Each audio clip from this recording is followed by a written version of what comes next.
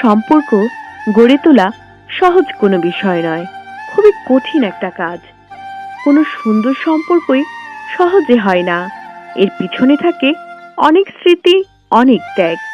অথচ এই সুন্দর সম্পর্ক ফাটল ধরতে শুরু করে যখন সম্পর্কের কেউ একজন অপর মানুষটাকে মিথ্যা বলা শুরু করে দেয়, কিংবা কোনো কিছু লুকানোর চেষ্টা করে। তখন আগের মতো ওই মানুষটাকে বিশ্বাস করা যায় না, যেমনটা প্রথমবার করা গিয়েছিল।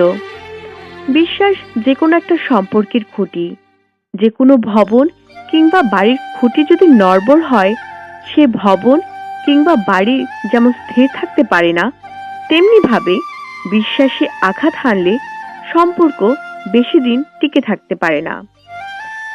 বিশ্বাস অর্জন করা সহজ, কিন্তু রক্ষা করা কঠিন। আজকাল চারপাশে অনেক মানুষ আছে, কিন্তু বিশ্বাস রক্ষা করে চলার মতো মানুষ খুঁজে পাওয়া যায় না।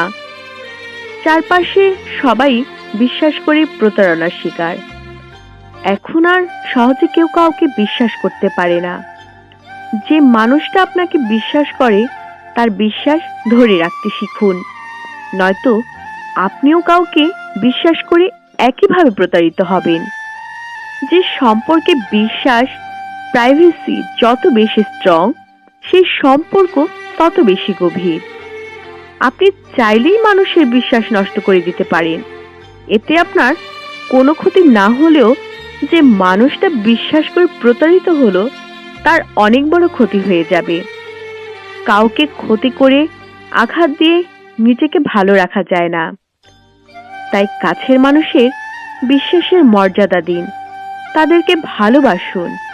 বিশ্বাস এমনভাবে ধরে রাখুন যাতে কেউ বলতে না পারে আপনাকে বিশ্বাস করে কেউ ঠকেছে।